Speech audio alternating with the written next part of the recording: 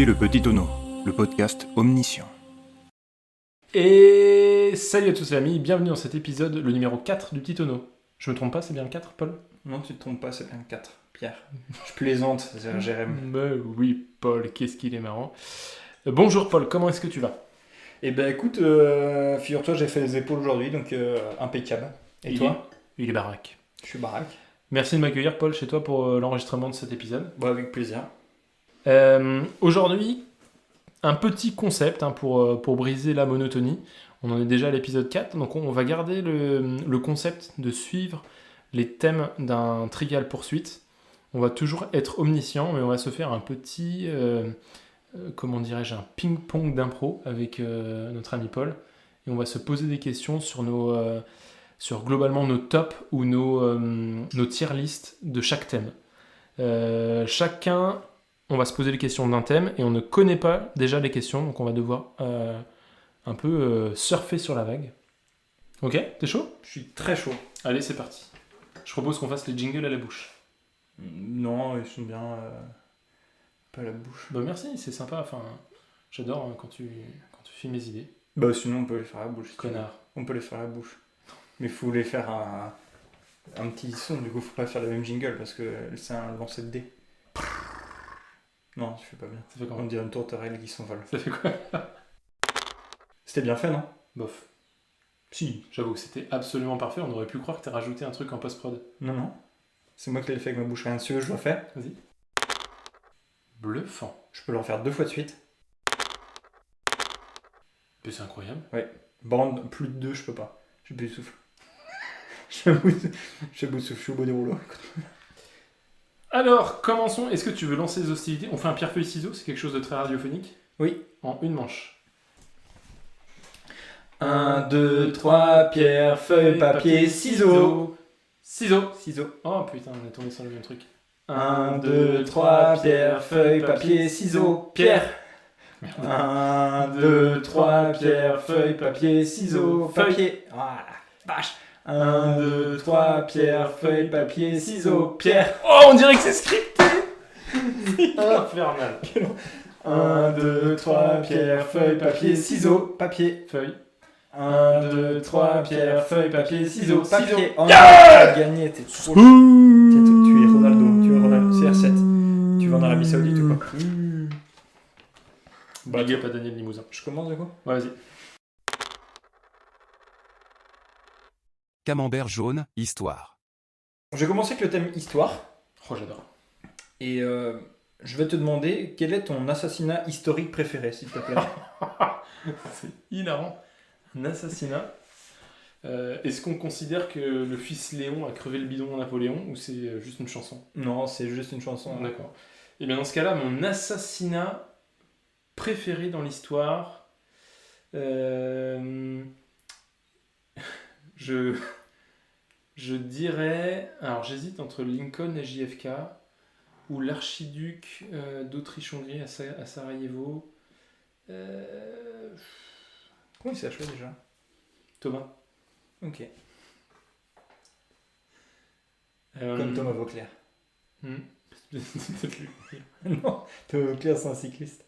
Mon assassinat préféré dans l'histoire, Ouais. Pierre Bérégovoy peut-être. C'est quoi ? Oh non, c'est hyper complotiste. Alors j'irais j'irais plutôt sur l'assassinat. Oh putain, c'est une bonne question ça. Je sais pas dire. J'irais sur l'assassinat de Ben Laden. Quand les Navy Seals ils savent exactement, ils connaissent tout de sa villa, etc. Et les Américains disent ça fait bien longtemps qu'on sait où il est, mais je pense que le but est maintenant, ça nous donnerait une petite cote de popularité, envoyer 3 Pékins et 2 tondus, 3 pelés et 2 tondus, descendre le grand barbu. Hop là. On sait exactement où il est, c'est au Pakistan. Ça fait 5 ans qu'on le surveille, si ce n'est plus. Il serait peut-être temps. Hein. Ah, allez, on le dégomme. Nos caméras ont plus de piles, faut qu'on y aille. C'est vraiment ça, c'est grave. Allez hop, on descend, on fait une petite rafale par-ci, une petite rafale par-là. Et hop, Pas un- là. Et pas puis un- on en parle plus. Pas un blessé. Pas me laisser Pas me laisser, s'enfuir. on le dégomme. Voilà. On l'emmène dans l'hélicoptère. Impeccable. Le grand Dadel, un bon mec 95, qui est là. Ouais, je suis en peignoir, qu'est-ce que vous voulez? Barrez-vous de mon salon. Cassez-vous de chez moi. Vous êtes chez moi, C'est monsieur. encore les PTT, je vous ai déjà donné 10 euros pour votre calendrier. Franchement, celui-ci me régale parce qu'il est tellement faux cul que je l'adore. Je peux comprendre. J'acquiesce. Après, quand même, petit big up à l'assassinat de Kennedy parce qu'il y a tellement de montage de mèmes sur des mecs qui ont des snipers sur Fortnite qui tirent. Et ensuite, la femme de JFK, be like, arrosée de sang. Oh putain, Tilted Tower, ça nous manque.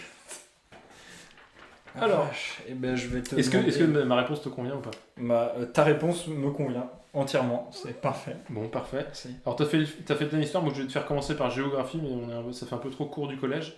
Donc, je passe directement à art et littérature.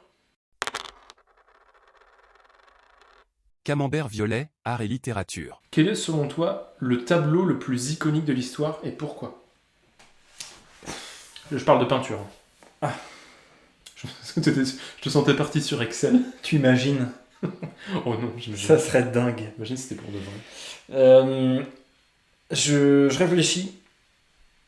Et vu que je suis. Réfléchis, Jimmy. Réfléchis, je suis Jimmy Neutron. Je suis Jimmy Labeu. Réfléchis. Réfléchis. Je pense que. Je vais mentir parce que je connais vraiment très peu de tableaux, trop peu, j'en connais quasiment aucun. Et je dirais Les Noces de Canard. Quoi? Tu rigoles, c'est vrai? Vas-y.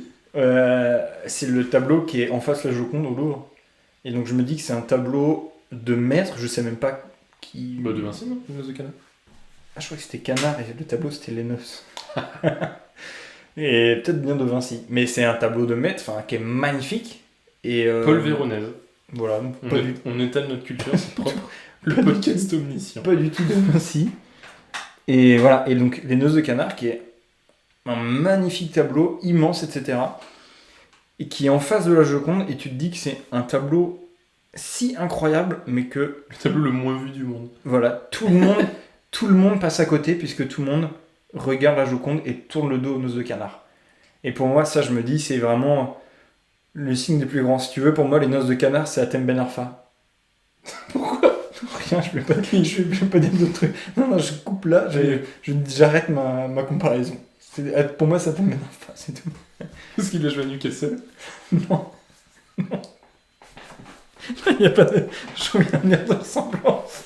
Il y a un air de famille. Est-ce que ma réponse te convient? Écoute, franchement, je la trouve très marrante, alors je te remercie. Yes, right. Et ben, du coup, à mon tour. Et ben, pour continuer dans les cours et les classes, on va partir sur le thème science. Camembert vert, science. Et je vais te demander ton top 5 des théories de pourquoi les gérisses marchent sur l'eau. Alors, les gérisses, pour ceux qui ne le savent pas, moi j'ai la chance d'être pêcheur, donc je vois ce que c'est les araignées d'eau. Vous savez, les araignées qui vivent en fait tout simplement sur l'eau et qui mangent les petits. C'est ça, qu'ils arrivent à se déplacer Ouais, c'est ça. sur l'eau, Je te littéralement donne sur mon l'eau. top 5 de quoi? Ton top 5 des théories de pourquoi les gérisses marchent sur l'eau. D'accord. Comment ça se fait? Théorie numéro 1, elles ont... Attends, top 5 dans l'ordre croissant. C'est-à-dire ce en quoi je crois le moins jusqu'à ce que je crois le plus? Oui. On peut faire l'inverse ou pas? Oui.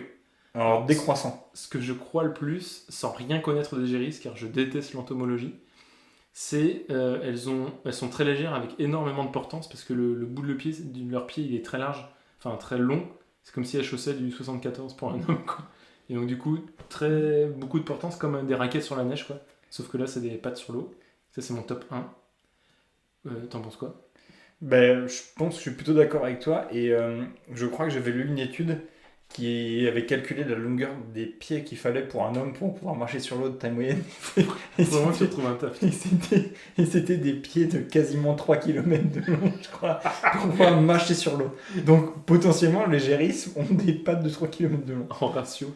En ratio gérisses. Deuxième théorie, c'est que Et ils ont un revêtement sur leurs pattes, je sais pas, ils dégagent un genre d'hormones, de phéromones qui fait que il y a quelque chose qui est pas miscible avec l'eau, comme s'il marchait sur de l'huile d'olive en permanence. Ça, c'est mon deuxième théorie. Géris, producteur d'huile d'olive.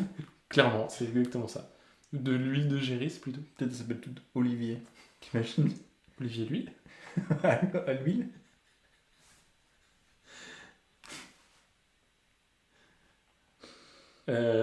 Troisième théorie, elles sont élégantes parce que c'est des Géris Dior.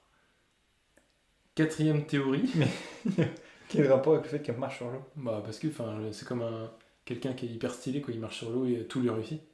Là, c'est les Géris, une grande marque de vêtements, quoi. D'accord, ok. Tout lui réussit. Ok. On va plus, c'est pas vraiment de ce en quoi je crois le plus jusqu'à ce en quoi je crois le moins. Oui. D'accord. Donc ce en quoi je crois le moins. Non, top 4 là. Ah, je suis rendu à 4. Donc quatrième, elles sont toutes supplantées. Enfin, en dessous, chaque géris, chaque araignée d'eau, il y a un poisson qui souffle en permanence de la flotte. Et du coup, si ce poisson arrête de souffler de la flotte, l'araignée coule. J'aurais fait des sortes de petites bulles. Un genre de petit jacuzzi, mais très très puissant. Mais du coup, ça veut dire que les géris sont toujours à flot, genre poussés par l'air. Ouais. Ou Non, c'est- non, elle par marche l'eau, sur par la l'air. flotte, par de l'eau. Oui, mais elle marche sur l'air. Non, elle marche sur l'eau. En fait, le Mais- poisson, il fait comme si tu foutais un tuyau d'arrosage d'eau Ah oui, dans l'eau. Il... Donc ça fait comme un geyser, quoi. Oui, mais il crache en permanence de l'eau, du coup. En permanence. Mais comment il fait pour cracher de l'eau? Il y a un Hmm. moment, il est vide, Bon, c'est peut-être des racailles, ils font que de cracher, là. Comme en bas des blocs, comme ça. Oui. Ouais, genre la cave et tout. je peux comprendre. Et cinquième truc, ce en quoi je crois le moins, je dirais le titre pour Arsenal cette année. Ok, je peux comprendre. Tous les Arsenal Zoos, là, qui ont grandi avec Robert Pires et Thierry Henry, qui croient qu'ils ont le meilleur club du monde alors qu'il est éclaté au sol depuis qu'il n'y a plus Arsène Wenger, là, et qui disent « Oh, dis donc, on a fait des super recrues, Emile Smith-Rowe, futur ballon d'or !» Mais cassez-vous, bande de cons. Donc la pêche et le football, quoi. Non. Ok. Pourquoi la pêche? Bah t'aimes bien la pêche, non? Bof. Ok, je croyais. Mais t'es fan de Allez pêche. écouter l'ode à la pêche, s'il vous plaît. Écoutez le de la pêche, je suis à genoux. J'en conjure, c'est vraiment très marrant. Eh ben écoute, tes réponses me conviennent complètement, même si je suis un peu déçu de ne pas voir la théorie comme quoi toutes les géris sont des réincarnations de Jésus. Ah, ça aurait pu Mais, être pas mal, ça. mais Ou voilà. de Kelly Slater.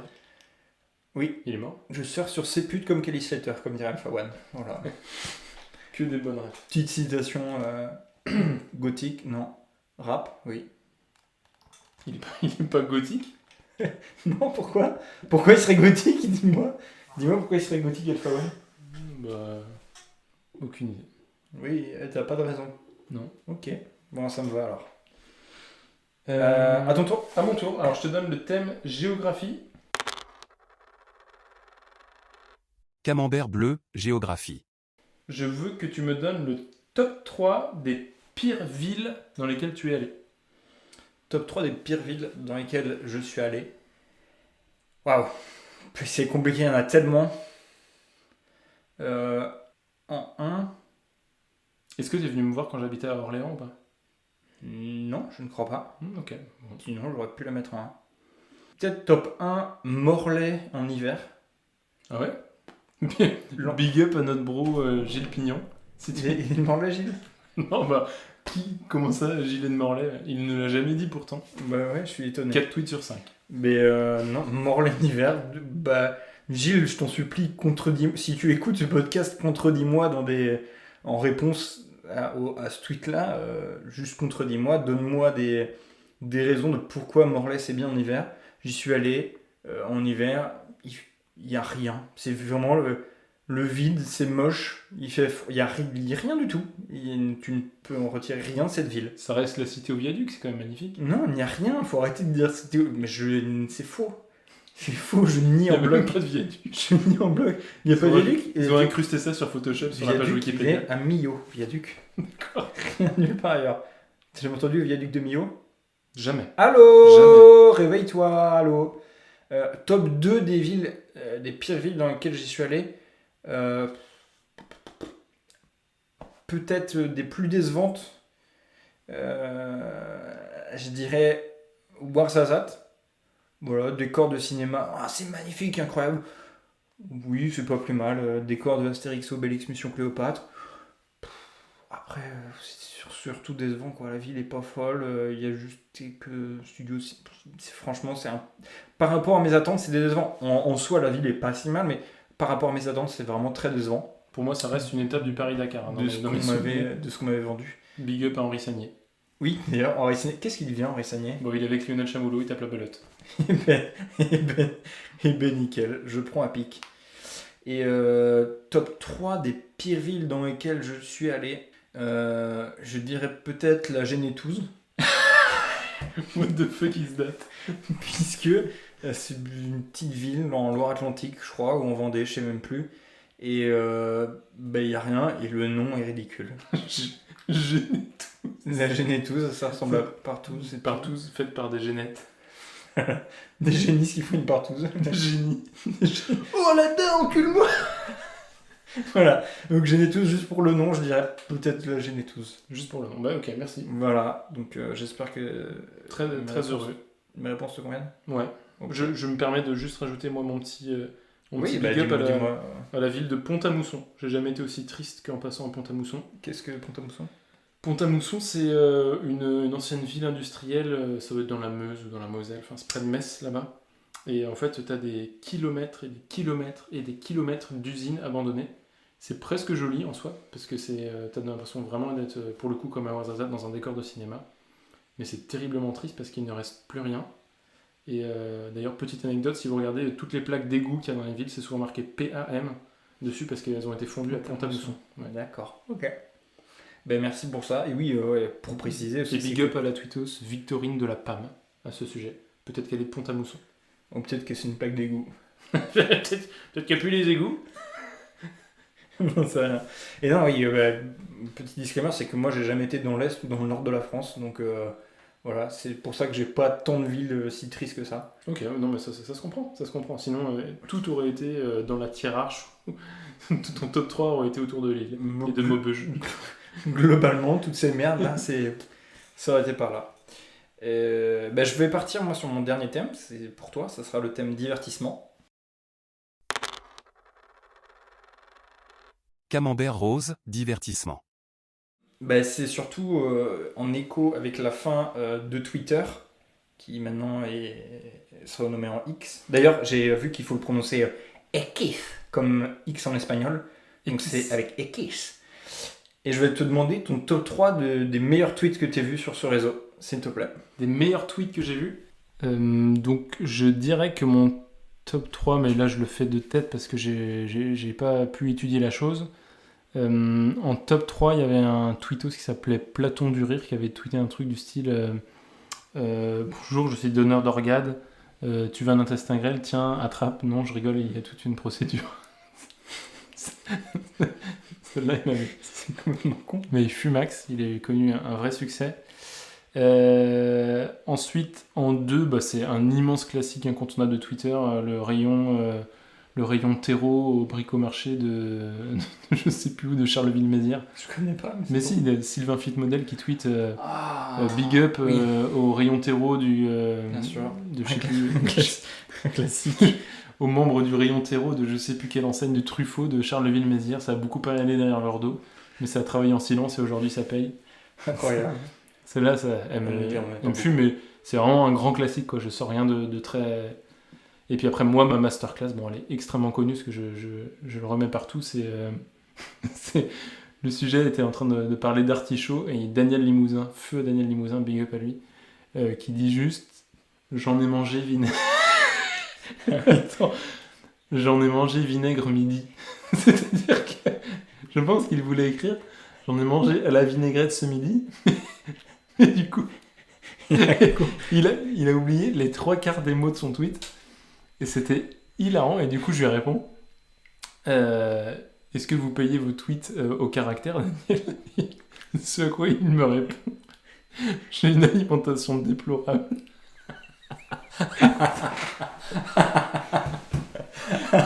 Et je me rappelle très bien ce qui devait être 1h du matin. J'étais dans mon lit et je chialais de rire. Vous savez, ces moments où vous n'avez pas, comme en classe, quand vous n'avez pas trop le droit de rire, ma femme était en train de dormir à côté.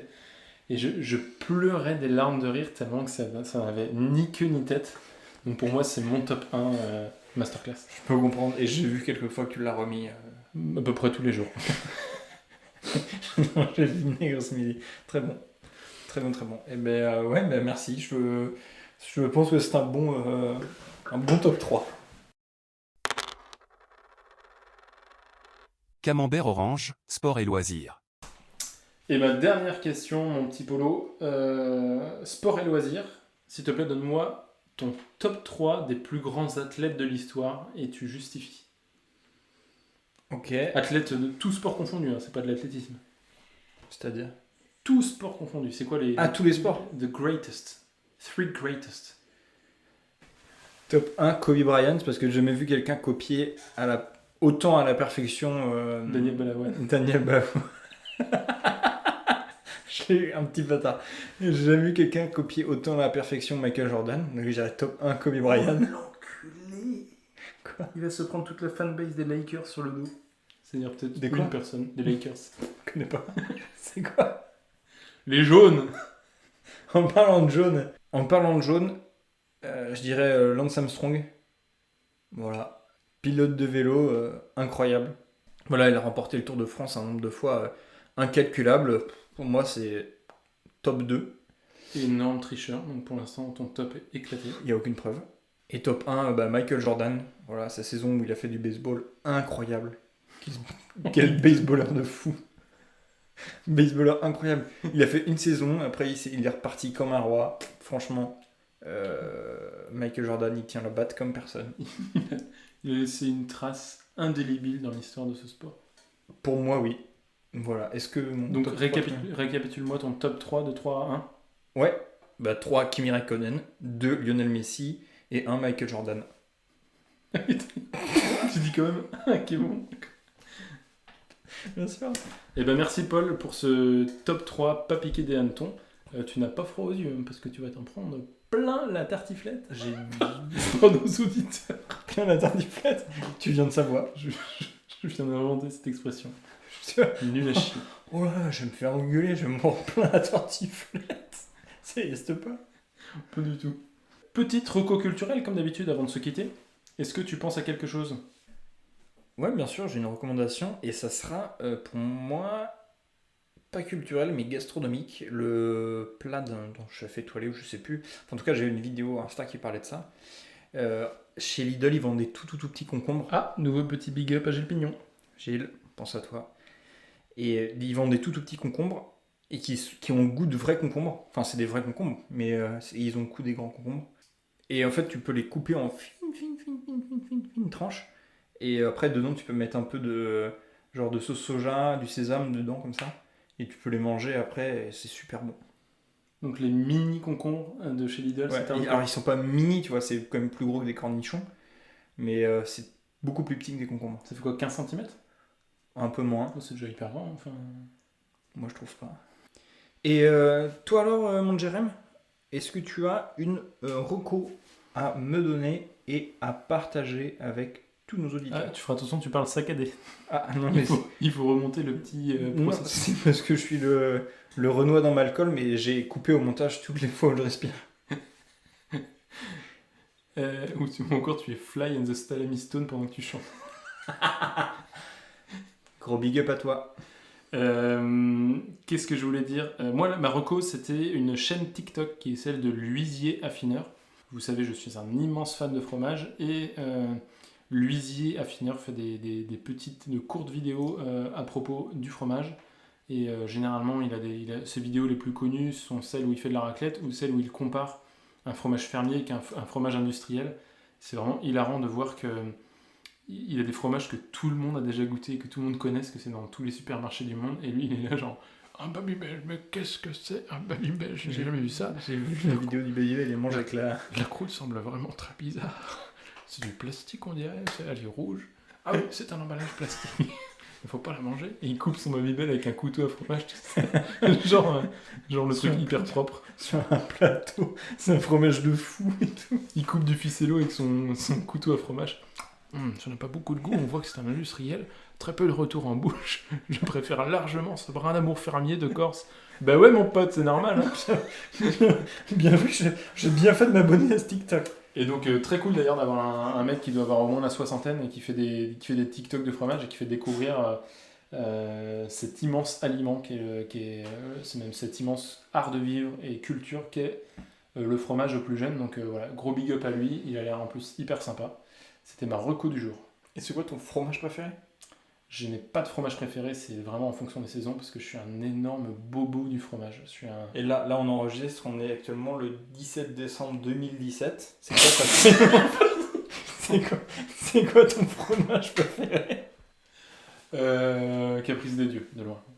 Je me comprends. Il y a Lisier Fineur. Je suis Lisier Fineur. Qu'est-ce que c'est que cette croûte ? Non, c'est l'emballage carton. Est-ce qu'il faut que je la mange ? Oui, Lisier, mange le carton. Mange ce carton, petit chef. Oh, il n'y a pas beaucoup de retour en fin de bouche. Oh putain. Bon, allez, Le sur ce. mec est anesthésié du collègue. Oh, pas terrible. Oh, arrêtez de me faire manger. Par pitié, sortez-moi de cette cave. Ça fait 6 mois que mon fils me fait manger de la merde. Juste un EHPAD absolument horrible. C'est des infirmiers qui viennent et qui donnent que de la merde. Et le film en permanence. Il donne de la merde tout le temps. Il est emprisonné dans un EHPAD, il peut pas bouger. Il est nourri que de fromage depuis 6 mois et on le filme. Et on l'oblige à faire du react. Foutez-moi la paix, je ne suis pas Squeezie. J'ai une alimentation déplorable. J'en ai mangé vinaigre midi. Sur ce, merci de nous avoir écoutés. Et on vous dit à la semaine prochaine. Pas du tout, on n'est pas hebdomadaire, mais on vous dit certainement à bientôt. N'hésitez pas. En revanche, on est hebdomadaire, regarde ma bosse.